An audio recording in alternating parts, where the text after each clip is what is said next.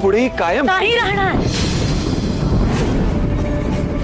यापुढे आपल्यामध्ये कुठलंही नातं नाही राहणार।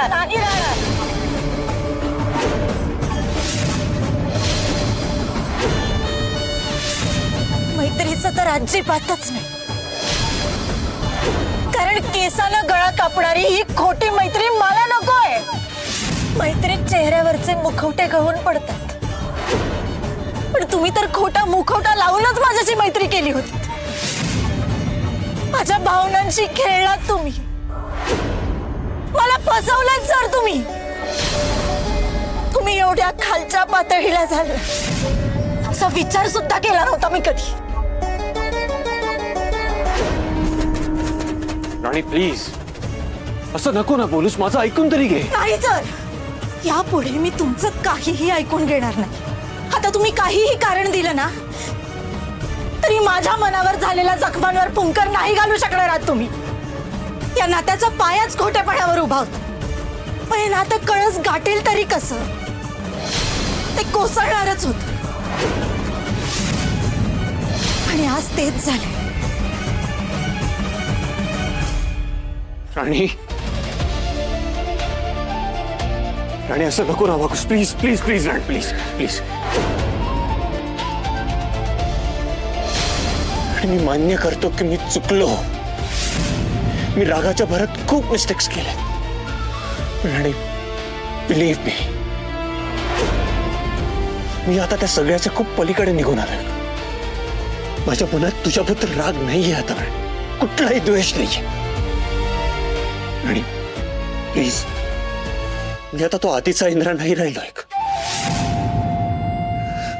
जे काही झालं त्याच्याबद्दल मी तुझी माफी मागतो। प्लीज मला माफ कर एकदा, प्लीज प्लीज मला एकदा माफ कर, प्लीज प्लीज। नाही करू शकत माफ, कारण ही गोष्ट फक्त माझ्यापुरती नाहीये। माझ्या बुवांना अडकवायला निघाला होता तुम्ही ह्याच्यात, आणि ते सुद्धा माझं लग्न व्हावं म्हणून हे सगळं करायला तयार झाले होते। पण माझं लग्न झाल्यावर ते स्वतःला संपवून टाकणार होते। त्यांना जर काही झालं असतं तर मी आणि आईने काय करायचं होतं? आमचं तर पूर्ण आयुष्य उद्ध्वस्त झालं असतं ना। तुम्ही आणून दिले असते का आमचे बुवा आम्हाला परत? बोला ना, आणून दिले असते का? मी जर तुमच्या वडिलांच्या जीवावरती उठले असते तर तुम्ही केलं असतात का मला माफ? हा, बोला ना, केलं असतात का माफ? मला नाही माहित राणी, पण आता मला एकच गोष्ट माहिती, ती म्हणजे आता मला इथे गुडघ्यावर बसून तुला प्रपोज करायचं होतं। माझ्या मनातलं प्रेम तुझ्यापर्यंत पोहोचवायचं होतं, आपलं नातं स्वीकारायचं होतं। पण आता त्याच ठिकाणी बसून मी हतबल झालोय, मी नालायक ठरलोय। काय झालं आता बोला? केलं असतात का तुम्ही मला माफ? तुमचा राग हा नात्यांपेक्षा माणसांच्या आयुष्यापेक्षा जास्त महत्वाचा आहे का? बोला, जास्त महत्वाचा आहे का? आणि याच गोष्टीचं गिल्ट मला रोज आतून खात आहे का? मी मान्य करतो की मी चुकीचा वागलोय, पण प्लीज भूतकाळात मी केलेल्या चुकांची शिक्षा मला आत्ता देऊ नकोस। मी तुझ्यापासून काही लपवणार नव्हतो, सगळं तुला सांगणार होतो, पण मला आता काय बोलणार आहात तुम्ही? नाही, शोधा कुठलं तरी नवीन कारणाने द्या मला। परत जिंका माझा विश्वास आणि परत विश्वासघात करा। समोरच्या माणसाच्या मनाशी खेळताना तुम्हाला काहीच वाटत नाही ना? मी आता कुठे तुमच्यावर विश्वास ठेवायला लागले होते? स्वतःपेक्षा जास्त विश्वास ठेवायला लागले होते तुमच्यावर, पण तुम्ही विश्वासघात केलात, खूप मोठा विश्वासघात केलात। राणी please please don't say that, खूप त्रास होतोय मला। आणि माझ्या त्रासाचं काय? मला झालेल्या, मला होत असलेल्या त्रासाचं काय? तुम्ही आजपर्यंत मला जो त्रास दिला त्याचं काय? तुम्ही तर मला त्रास देण्यासाठी मैत्रीच्या नात्याचा पण आधार घेतलात। खूप खोटं वागलात तुम्ही माझ्याशी। तुम्ही तुम्ही माझ्यासाठी, माझ्या आई बुवांसाठी मैत्रीच्या नात्यामुळे जे जे केलं ना त्याची किळस वाटते आता मला. आता ना मला स्वतःचाच राग येतोय की मी तुमच्यासारख्या कपटी खोटाड्या माणसाची मदत का घेतली. तुमची मदत घेण्यापेक्षा ना मी स्वतःला गहाण ठेवून माझ्या आणखी बोलून मला माझ्याच नजरेत पाडू नकोस प्लीज. आणि मी जे काही केलं ना त्या मागे माझा काही वाईट हेतू नव्हता, काही स्वार्थ नव्हता.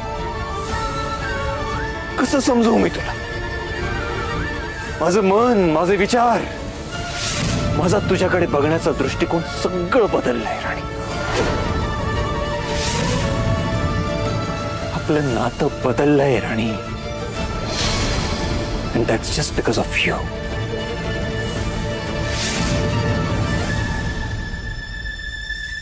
मी तुझ्यापासून काहीच लपवणार नव्हतो.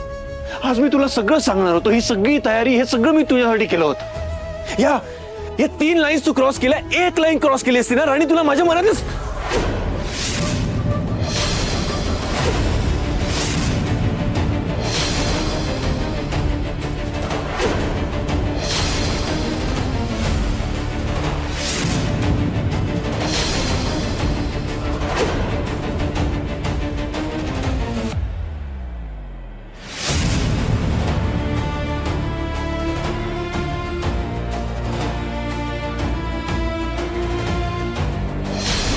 तुम्ही बदलले नाही आज. फक्त बदला घेण्यासाठी बदलले असल्याचं नाटक केलंय तू. बरोबर आहे ना? एक काम करा, तुमचं ज्या व्यक्तीवरती सगळ्यात जास्त प्रेम आहे ना त्या व्यक्तीची शपथ घेऊन जा. माझ्या लग्नाच्या दिवशी जे काही घडलं, माझ्या बुवांच्या हातून अपघात घडवून आणणं, त्यांना ते सगळं करायला सांगणं, हे सगळं तुमचंच प्लॅनिंग होतं ना. ते सगळं झालं नाही म्हणून मला त्रास देण्यासाठी, मला आयुष्यभराचा जखमा देण्यासाठी तुम्ही माझ्याशी लग्न केलं, हो ना?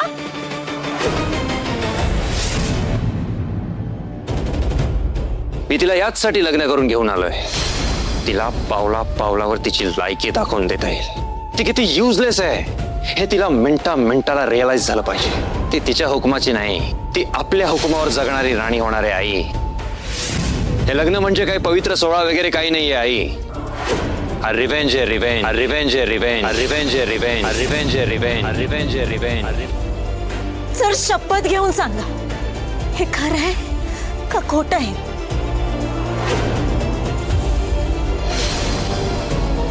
ठीक आहे.